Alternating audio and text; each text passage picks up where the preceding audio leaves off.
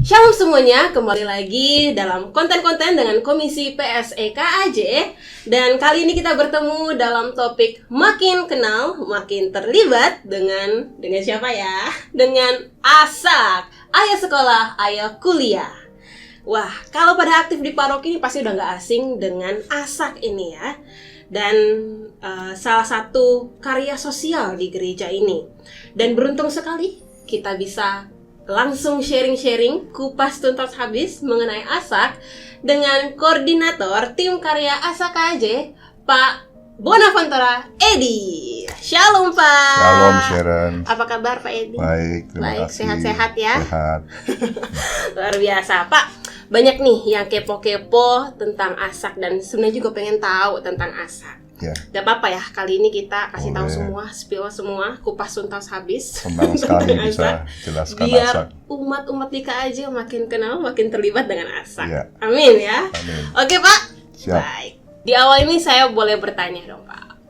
Latar belakang terbentuknya ASAK di KAJ dan juga mungkin diceritakan ASAK tuh lahir kapan atau berdirinya kapan, sejarahnya ya, dan juga tujuan ASAK ada di gereja terutama di KAJ itu apa? Silakan Pak.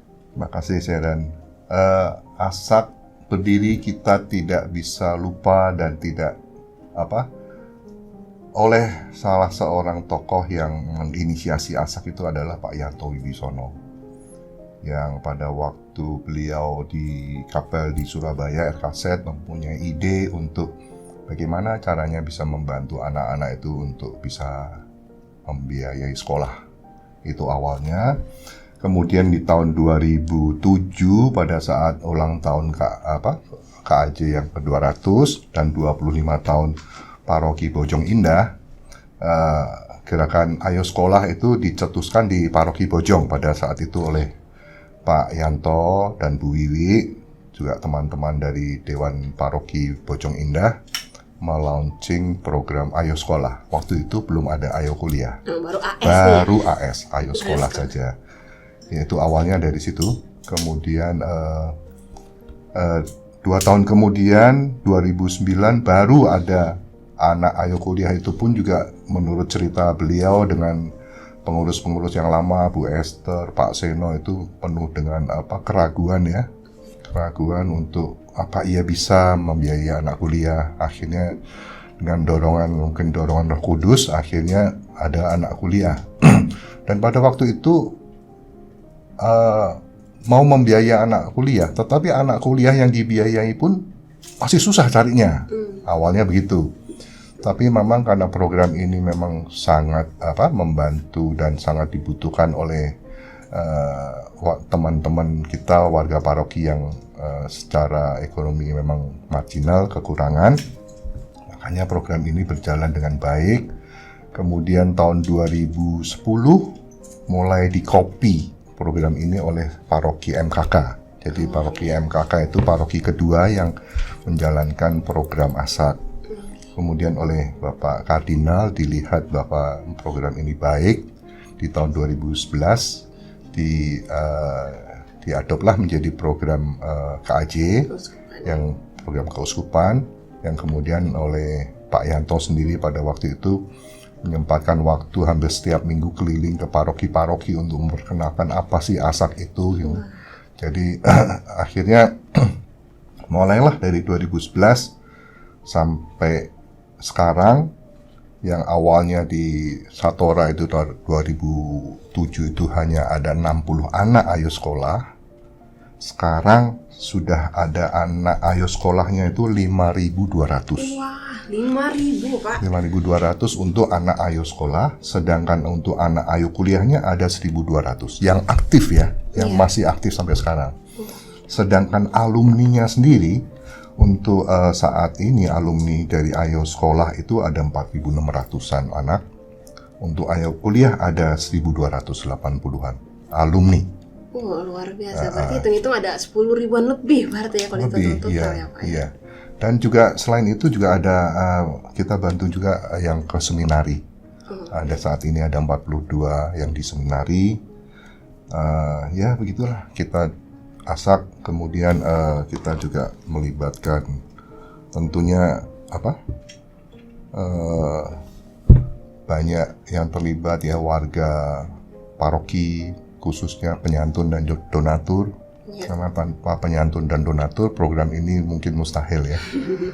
Iya. Karena kita kan tidak bisa meminta dana dari gereja atau dari KAJ. Jadi program ini sebetulnya program yang gerakan kasih yang bertumbuh, gerakan bela rasa yang kita ingin membantu anak-anak paroki yang berkekurangan secara ekonomi biaya sekolah, tetapi kita juga melibatkan orang-orang yang berhati kasih untuk memberikan kasihnya dapat menjadi penyantun atau menjadi donatur, sehingga program ini dapat berlanjut terus, berkesinambungan terus sampai siapapun pengurusnya. Tidak peduli pengurus kan mungkin bisa berganti-ganti ya, tapi benar. programnya biar jalan terus gitu. Wah, luar biasa ini ASAK. Menjadi satu program yang menurut saya juga satu hal yang sangat mulia ya Pak ya, apalagi kalau kita ngomongin pendidikan menjadi hal yang sangat penting untuk anak-anak gitu, untuk generasi muda, generasi ke depan, dan ASAK ada mewujudkan kasih dan memberikan sarana ini ya. Jadi nggak cuman anak yang dibantu, tapi juga mereka yang mau membantu juga diterima justru dengan lapang dada untuk bisa saling membagikan kasih. Luar biasa. Ya, kita ingin melibatkan lebih banyak orang untuk terlibat. Maksudnya bukan hanya mereka yang kaya saja yang bisa jadi penyantun atau donatur. Karena untuk menjadi penyantun, satu anak bisa saja kita patungan, sharing beberapa orang. Kan sekarang itu kan untuk menjadi penyantun ya, untuk menjadi penyantun Ayo Sekolah itu kan harus ada komitmen untuk memberikan bantuan selama 1 tahun. Oh, ada komitmennya. Ya, 1 tahun. Tapi per bulannya 250.000. Nah, kalau kita ingin itu lebih banyak warga gereja yang terlibat, bisa sharing 5 orang, masing-masing 50.000 untuk menjadi satu penyantun, kan berarti makin banyak warga gereja yang ikut terlibat, yang ikut berbela rasa gitu loh. Menarik juga ya teman-teman, jadi tidak perlu khawatir. Semua bisa menjadi bagian dari ASAK, bahkan dari hal kecil pun bisa patungan tadi ya Pak. Bisa. Tapi Ya. bisa cicilan nggak Pak? Ya. Oh, maksudnya gini, itu program menjadi penyantun. Tanda kasihnya itu tidak harus diberikan sekaligus dalam setahun. Boleh setiap bulan, boleh 2 bulan sekali, atau boleh 3 bulan sekali. Tetapi untuk penyantun kita minta komitmennya 1 tahun. Yang penting komitmennya Iya. itu tadi ya, benar. Kalau tidak mau berkomitmen tapi ingin menyumbang, jadi donatur nggak apa-apa. Oh ya, Tidak jadi harus dibagi 200.000. penyantun sama Iya, donatur. tidak harus 200.000, boleh 50.000, boleh 10.000, boleh 1 kali, boleh 5 kali, terserah. Donatur bebas. Oke, Pak. Dengan yang tadi Bapak ceritakan ya, udah ada hampir 10 ribuan ya anak-anak yang dibantu dari ASAK dari awal berdiri hingga saat ini. Berarti dampak ASAK tuh pasti sangat besar ya, 10 ribuan anak yang sudah dibantu. Nah, kira-kira kalau jumlah paroki dan tenaga pelayan ASAK-nya sendiri, ada gambarannya nggak Pak? Nih, yang sampai saat ini nih. Saat ini dari data yang menjadi pengurus ASAK itu kurang lebih ada 700 orang. 700 Pak? Seluruh Wow. KAJ ya. Oke. Di seluruh KAJ ini kita ada 66 paroki dan 2 stasi. Ya, yang sudah menjalankan program ASAK. Dan jumlah penyantun juga banyak, Sharon. Ada 3.400-an penyantun yang aktif ya, yang sampai saat ini yang mensupport program ASAK ini. 700 Pengurus. ya. Dari semua. segala usia ya, ada yang senior, ada yang anak muda juga. Oh, ada anak muda juga Pak? Ada juga alumni ASAK yang kemudian menjadi pengurus ASAK sekarang. Saya boleh dong Pak? Boleh banget, boleh banget. Wow, oke. Nih anak-anak muda nih boleh ya jadi pengurus ASAK juga nih ya. Nah, tadi ada 66 paroki totalnya yang terlibat sekarang di Iya. ASAK. Masih ada nggak sih Pak paroki yang belum mungkin join atau belum punya program ini di paroki? Dan masih mengapa nih Pak? Masih ada 2 paroki yang belum menjalankan ASAK. 2 paroki Ya, lagi. 2 paroki lagi. Greget nih. yaitu Paroki Cideng dan Paroki Kelapa Gading. Paroki Cideng dan Ya. Kelapa Gading. Tapi Paroki Kelapa Gading walaupun belum menjalankan ASAK sudah menjadi donatur. Oh ya. Ya. Dan saya dengar kemarin sempat bincang-bincang dengan Romo Paroki di Kelapa Gading sudah akan menjalankan program ASAK karena sudah ketemu pengurusnya. Oh, puji Ya. Tuhan. Ada titik terang lah Ya. ya, Pak ya. Menuju 64 total paroki ini di KAJ. Semua harusnya 68 ya kalau Oh, 68. semua, kalau kan yang masih ketinggalan 2. Oh ya, benar-benar. Dan kami 60, berharap ya. mungkin dalam waktu dekat juga Paroki Cideng juga bisa segera menyusul, karena kami juga mendengar Paroki Cideng ini kan mungkin banyak warganya yang sudah senior. Jadi ya mencari pengurus lah ya. Tapi saya rasa juga mungkin dengan podcast ini nanti bisa menyentuh hati para kaum muda untuk menjadi pengurus ASAK. Karena untuk menjadi pengurus ASAK tidak harus jadi tua dulu gitu. Anak muda boleh. Betul. Amin ya Pak ya, Iya. amin. Ya para anak-anak muda ya, apabila Anda tergerak, adalah orangnya. Oke. Karena begini, kenapa saya sangat mendorong untuk semua paroki menjalankan program ASAK. ASAK ini kita sekarang sudah mendapat support bantuan atau kita sebut mitra ya. Iya. Ada 20 mitra kampus, universitas-universitas, dan ada lembaga pendidikan, dan ada juga lembaga vokasi yang mensupport kita. Misalnya Atmajaya, Binus, Ukrida, UBM, Oh, wow. kemudian kampus Sampurna. Itu mereka memberikan beasiswa. Beasiswanya itu 100%.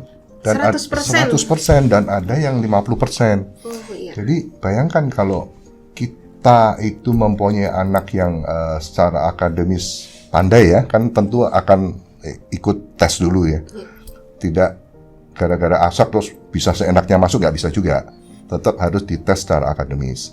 Tetapi secara biaya akan disupport 100%. Nah, itu sangat membantu untuk anak-anak yang cerdas, tapi kebetulan biayanya nggak ada. Nah, mereka bisa ikut program beasiswa yang sudah kita lakukan kerjasama dengan 20 mitra ini. Wow. Ini 20 mitra ini tersebar juga berarti universitasnya di seluruh KAJ ini ya? Berarti Tersebar, nggak cuma iya. di Jakarta istilahnya ya, ada Betul. di Tangerang juga, ada di sekitar Betul. Jakarta ya. Ada akademi juga. Akademi juga ada. Dan tahun ini bertepatan dengan ulang tahun ASAK yang ke-15, kita akan melaunching program Ayo Vokasi. Ayo Vokasi ini adalah program semacam D3, atau semacam program sertifikasi. Jadi tidak harus S1 ya. Ya. Tidak harus S1, jadi mereka anak-anak kami yang lulus SMA atau mungkin yang lulus SMP juga bisa mendapatkan pengarahan untuk masuk jurusan yang sesuai. Tidak harus SMU atau SMA, kan bisa ke SMK juga. Betul. Nah, maksudnya supaya apa? Supaya dengan adanya program vokasi ini kita memberikan kesempatan kepada anak-anak kita yang tidak mempunyai kesempatan atau tidak beruntung untuk bisa kuliah di S1, tetapi bisa masuk di program vokasi. Supaya mereka tetap akan mendapatkan pendidikan yang lebih tinggi dari tidak hanya SMA saja. Harapannya dengan begitu mereka akan dapat mempunyai peluang yang lebih baik untuk mendapatkan pekerjaan dengan hasil yang lebih baik. Karena dengan vokasi nanti mereka akan mendapatkan sertifikat, misalnya vokasi yang diselenggarakan oleh ADMI atau yayasan yang lain. Nanti ada program menjadi teknisi AC dan lain-lain begitu. Mereka bisa langsung kerja, bisa langsung membantu ekonomi keluarga kan. Iya, Kalau sesuai S1, dengan minat dan bakat iya, mereka. kalau tentunya. S1 kan harus 4 tahun. Betul. Gitu kira-kira. Wah, menarik juga. Jadi sebenarnya ASAK ini juga sudah mulai expand ya namanya ya, udah di-upgrade nih. Iya. Jadi nggak cuman ayo, berarti bisa tambah nama ayo sekolah, ayo Iya. kuliah, ayo vokasi. Tapi singkatannya ASAK aja udah enak. Ayo sekolah, ayo kuliah, ayo vokasi. Kepanjangan ya Pak ya. Kepanjangan lagi nanti. Oke, Pak, kalau boleh tanya nih, kira-kira apa 3 tantangan terbesar ASAK saat ini dan apa yang bisa kita lakukan untuk mengatasinya? Kita memang ingin melakukan ASAK ini tidak hanya memberikan bantuan keuangan saja untuk biaya pendidikan anak-anak, tapi kita ingin juga melakukan pembinaan. Ya, artinya pembinaan bahwa di dalam proses belajar mengajar ini kan ada beberapa anak yang memang perlu bimbingan, bimbel dan lain-lain. Kemudian ada butuh pendampingan, karena kadang-kadang anak-anak ini juga bingung, sudah SMA, sudah ambil jurusan IPA atau IPS, nanti S1-nya apa ya? Gitu, masih galau lah ya. Ya, anak SMP juga galau juga, ntar aku S1-nya, SMA-nya IPA atau IPS ya, atau apa itu ya. Ini anak muda kalau dikasih pilihan memang suka galau, Pak. Iya, makanya kita ingin menghimbau anak-anak muda untuk ikut terlibat, untuk bisa mendampingi juga kepada anak-anak ASAK sekarang ini, untuk menjadi teman ngobrol gitu. Kadang-kadang kalau kita ngobrol dengan yang lebih seumur itu kan lebih enak gitu ya, lebih enak. Kemudian untuk memberikan pengarahan, juga memberikan guidance kepada anak-anak itu untuk nanti menentukan jurusan yang cocok dengan minat mereka. Kita juga melakukan tes minat bakat sih sebetulnya kepada anak-anak ASAK ini. Kita melakukan tes minat bakat di anak-anak kelas SMP sebelum lulus, supaya mereka nanti akan membantu mereka menentukan jurusan SMA yang akan mereka pilih dan jurusan kuliah yang akan mereka pilih. Begitu. Kemudian tantangan yang lain adalah keterlibatan orang tua ya. Keterlibatan orang tua. Ya, artinya keterlibatan orang tua ini sangat kita butuhkan, supaya anak-anak ini juga tidak hanya mendapat support atau dorongan dari pengurus ASAK, tetapi di rumah pun mereka disupport oleh orang tua gitu. Penting juga, benar, lingkungan mereka ya. Iya, betul. Kemudian kita juga ingin mendapatkan support dari kerjasama dengan komisi-komisi yang lain. Misalnya tentunya komisi pendidikan ya, komisi pendidikan, terus komisi kepemudaan, kan anak-anak ASAK ini anak pemuda semua, pemuda-pemudi semua gitu. Kemudian kita seperti yang tadi saya katakan, kita perlu keterlibatan keluarga, kita perlu dari support dari komisi SKK. Komisi kerasuran keluarga. Dan juga yang nggak kalah penting adalah dari komisi kesehatan. Karena kan kita ini membiayai anak ASAK itu dari tingkat TK, SD, SMP, SMA, sampai kuliah S1. Oh, dari TK ya, Pak? Ada yang dari TK sudah kita support juga. Nah, ini kita perlu juga memperhatikan gizi dari mereka. Di beberapa paroki ada yang sudah bekerja sama memang dari komisi seksi kesehatannya untuk memberikan bantuan nutrisi lah untuk anak-anak yang ASAK. Begitu, ya. Waduh, berarti paket lengkap ya, Pak ya? Harapannya. Ya, betul. Karena dari pengalaman, memberikan bantuan uang, bantuan kuliah aja nggak cukup. Nggak cukup, karena anak-anak ini perlu pendampingan, perlu pengarahan juga untuk dapat berprestasi. Karena begini, karena kalau di ASAK juga ada syaratnya juga, Sharon.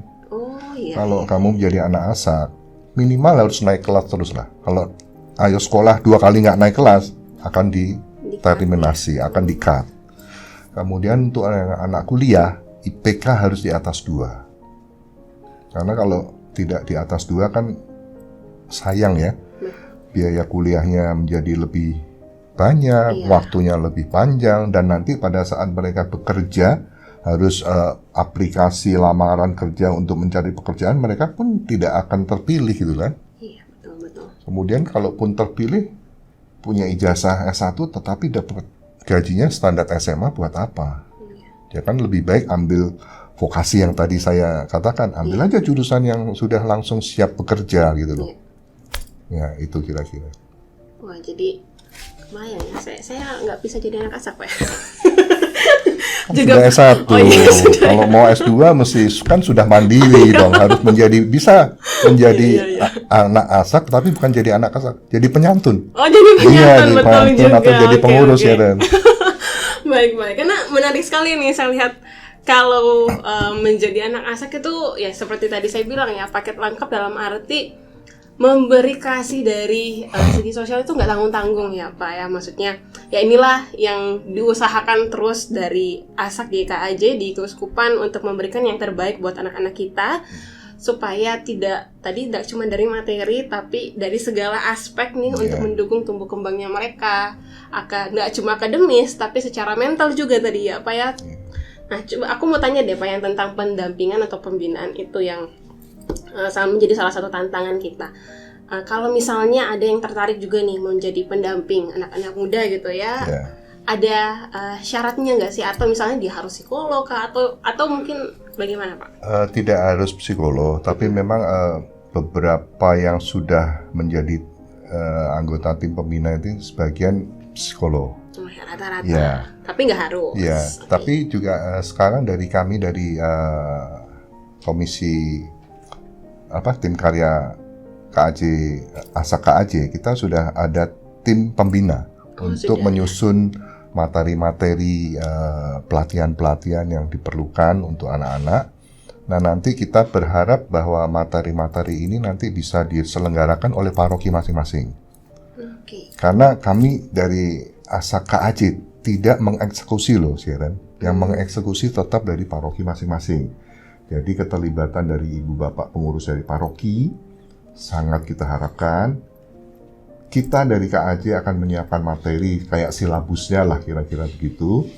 Nah, nanti kita juga akan memberikan referensi siapa pembicaranya, kemudian materi ini isinya apa, tujuannya apa, untuk apa, supaya dari pengurus paroki masing-masing bisa mempelajari dan bisa mengambil mana yang paling sesuai dengan anak-anak di paroki yang bersangkutan gitu. Oke.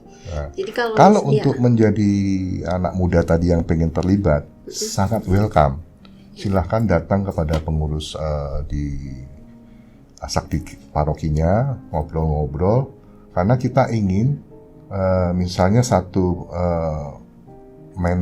mentor ya berarti ya. Iya. Mentor ini bisa membina anak-anak mentinya mungkin 3 orang lah gitu. Jadi kan kita perlu banyak mentor untuk mendampingi anak-anak ini. Karena mereka di dalam proses belajar ini sangat perlu orang yang bisa diajak ngomong di luar orang tua ya. Iya, kadang-kadang anak kan ngomong sama orang tua sendiri lebih nggak bisa terbuka gitulah ya. Mungkin dengan teman ngeri-ngeri sedikit gitu kira-kira. Betul. Iya. Oke. Dan juga ada tantangan yang lain adalah pengurus ASAK, pengurus DEPA ini kan berganti-ganti ya. Kadang-kadang kita juga perlu waktu untuk bisa menjelaskan juga pada DEPA dan pengurus yang baru supaya mempunyai pemahaman yang sama tentang ASAK itu. Oh iya, betul. Karena kan kalau mereka mempunyai pandangan yang berbeda atau punya asumsi sendiri kan takutnya sayang gitu loh. Iya. Mereka merasa jadi kurang maksimal juga. Iya, udah program yang udah jalan aja seperti tadi saya katakan untuk paroki yang belum melaksanakan ASAK. Ada anak dari paroki tersebut kemarin yang ingin masuk ke Atmajaya misalnya, tidak bisa dapat beasiswa. Dengan sangat terpaksa kita juga sudah berusaha bicara dengan kampus, tapi kampusnya juga mempunyai policy kan. Iya. Sudah yang diterima adalah mereka yang dari paroki yang sudah ikut program ASAK. Iya. Jadi ya dengan sangat terpaksa anak tersebut tidak bisa mendapatkan fasilitas beasiswa yang diberikan oleh kampus tersebut. Iya betul juga ya. Sayang ya. Sayang sekali ya. Oke. Nah Pak, buat teman-teman nih, buat umat KAJ juga yang mungkin ada anaknya yang mau diikutkan ASAK, atau mungkin juga ada yang ingin memberikan bantuan ya tadi sebagai penyantun atau donatur gitu. Mungkin yang butuh bantuan dulu Pak nih, bagaimana caranya? Untuk warga gereja yang ingin membutuhkan bantuan ASAK, silahkan menghubungi pengurus ASAK di paroki masing-masing. Ada yang ASAK sudah berdiri sendiri di bawah DPH, ada yang di bawah PSE. Jadi silahkan aja menghubungi mereka. Nanti ada formulir yang harus diisi, yang harus diketahui juga oleh ketua lingkungan. formulir nanti itu diisi. Di situ antara lain ditanya mengenai data keluarga itu, kemudian data anak tersebut, mau sekolah di mana, perlu biaya berapa. Itu formulirnya nanti dikumpulkan. Nanti oleh pengurus ASAK akan disurvei. Didatangi keluarga tersebut, ditanya-tanyalah mengenai bantuan yang dia inginkan itu.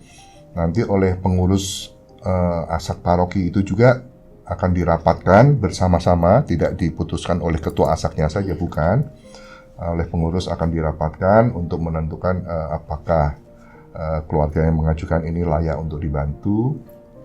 Kalau layak dibantu, akan dibantu berapa, mereka itu nanti akan ditentukan di dalam rapat pengurus itu.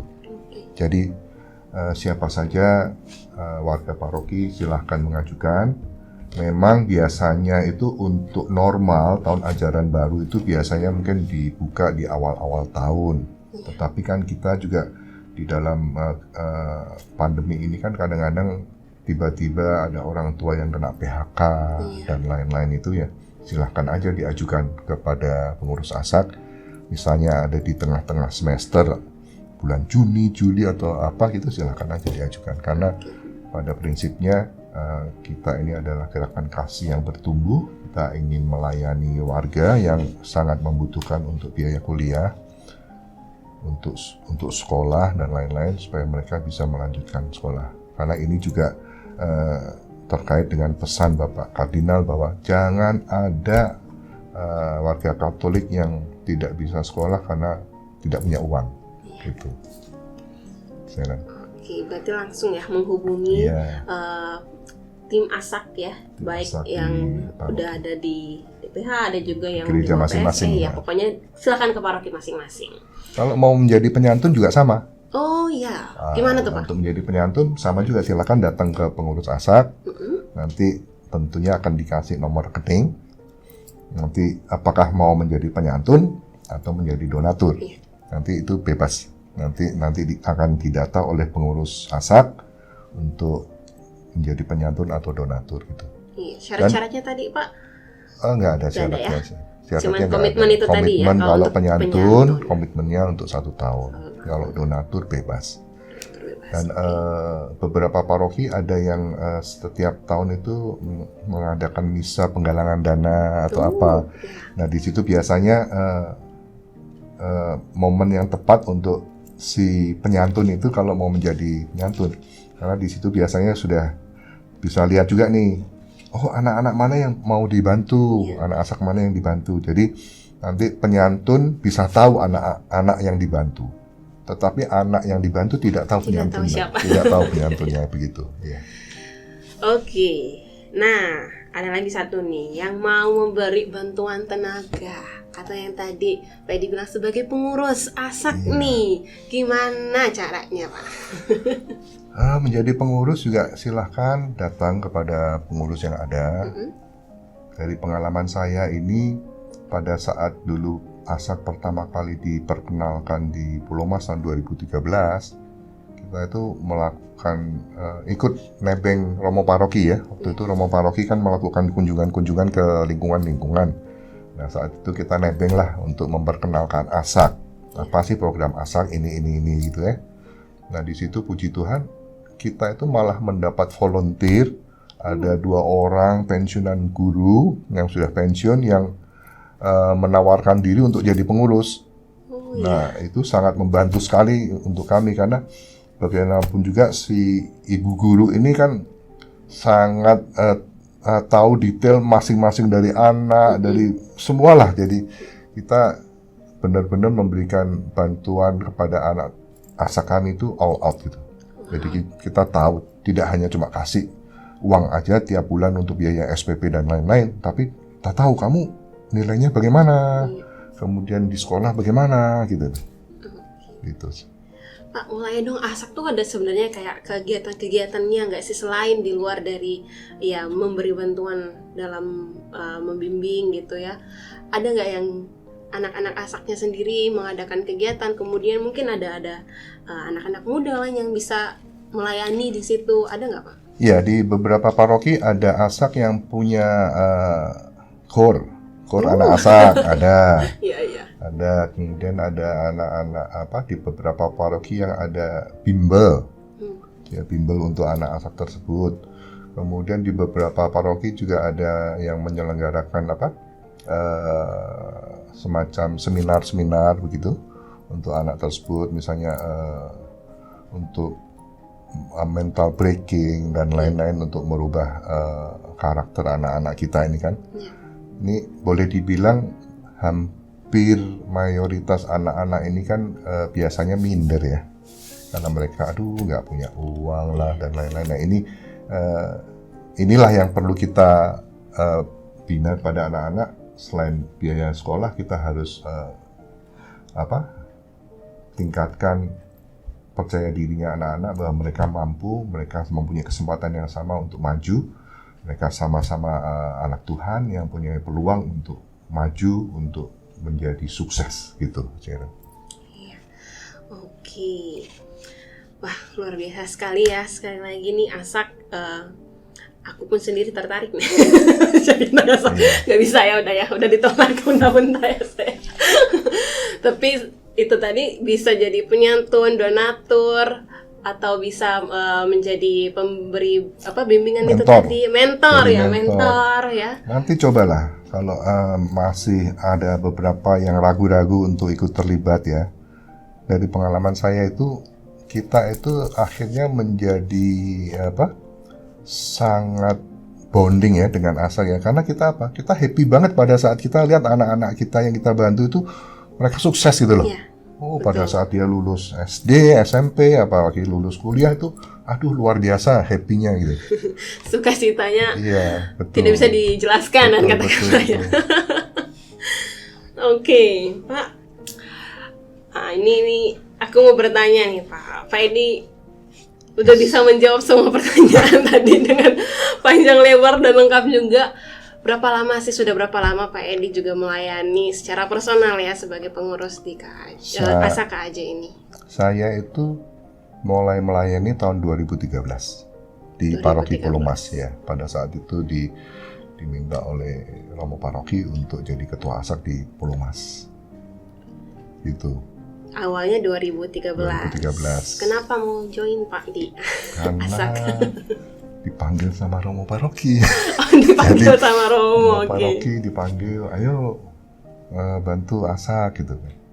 Kan kalau dulu itu kan sudah ada program bantuan untuk biaya sekolah juga oleh PSE yang namanya, ada yang bilang GOTA lah, OTA, orang tua asuh gitu ya. Oh iya. Tapi kan ada perbedaan yang mendasar yang sangat menurut saya sangat penting ya.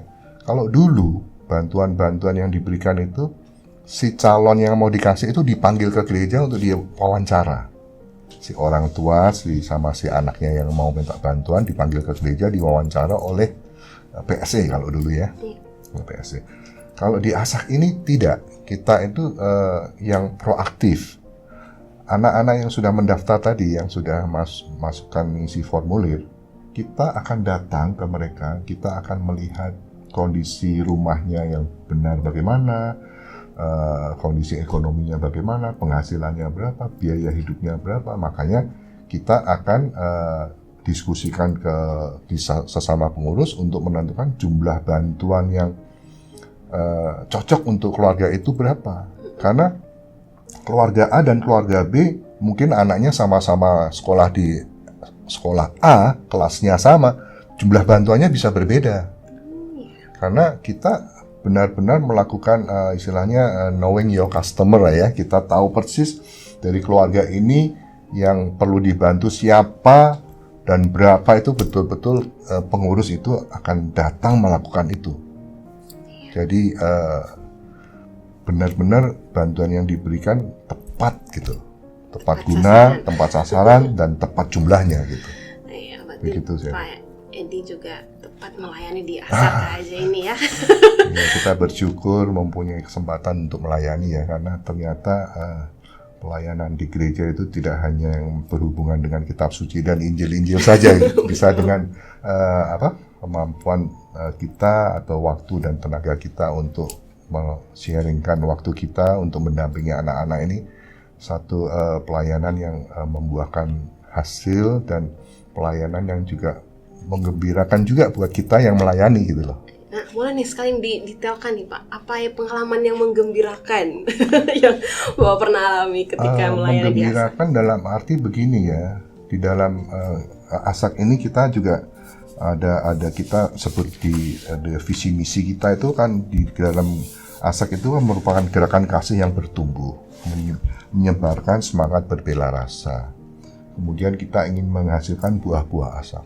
Tetapi di dalam perjalanan itu merupakan katekese yang hidup juga.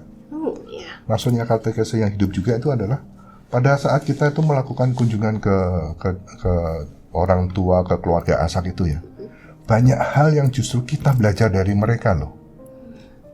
Bukan hanya pengurus DPH yang memberikan pelajaran kepada warga, tetapi dengan sharingnya mereka, dengan pengalaman hidup mereka, dengan iman mereka itu justru menyentuh kita untuk kita belajar dari mereka. Mereka walaupun di dalam kondisi yang berkekurangan, bagaimana imannya itu sungguh kuat, sungguh besar.